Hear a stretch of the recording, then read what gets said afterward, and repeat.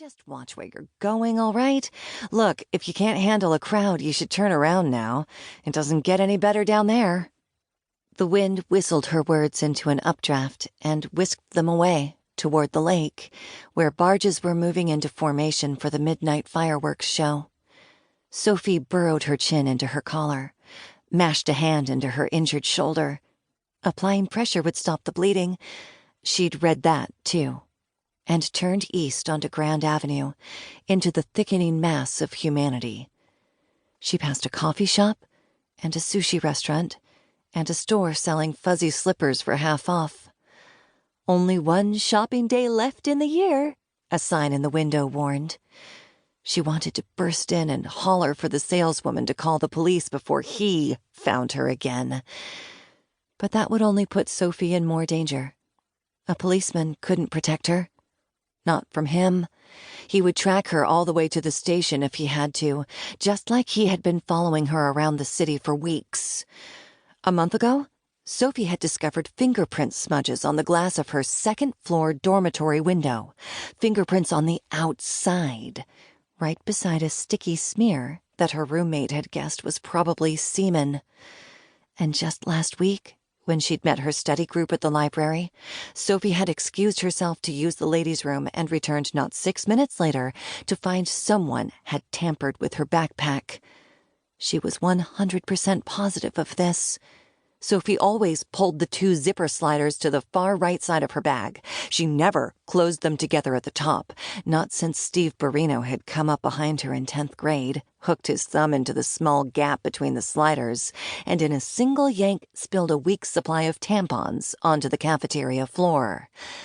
When Sophie had returned to her seat and reached for her backpack, she'd seen that the sliders were indeed at the top, not the sides. Irrefutable proof of tampering. Her classmates swore they hadn't seen anyone touch her stuff, but Sophie couldn't take any chances. On the walk back to her dorm, she'd slung her backpack into the dumpster behind the library. The whole darn thing, with everything inside, even her driver's license and credit card. She'd felt so stupid for leaving her bag unattended. He might have slipped something in there to track her. That was probably how he'd found her tonight, too. He'd probably tucked a homing beacon into the lining of that ruined coat. The crowd coagulated into a hard clot as Sophie neared Navy Pier. She squirmed through the tight gaps between men with potbellies and women with sharp elbows. Every bump against her shoulders sent another scream down her arm, into the bones of her knuckles. She pulled her hood over her forehead, down to her eyes, which scanned each face.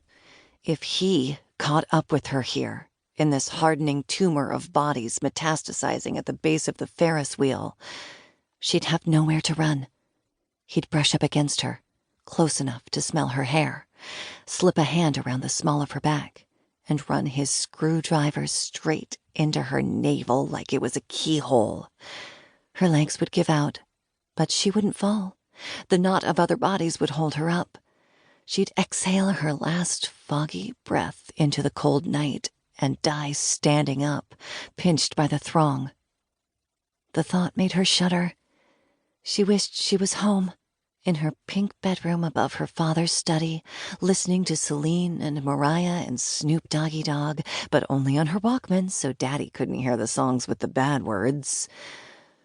Those days were over. Those safe days.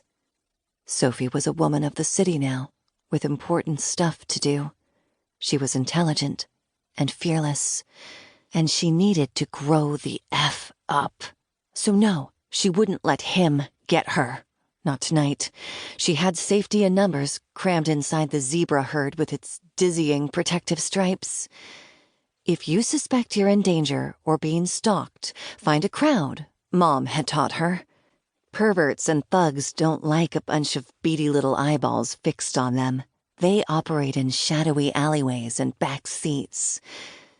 And sometimes university libraries, too, Mom. Did you know that? The masses began shouting the countdown to a new year, a new beginning. 10, 9. Sophie felt a surge of confidence, surrounded by the grinning, bubbly faces. She'd made it.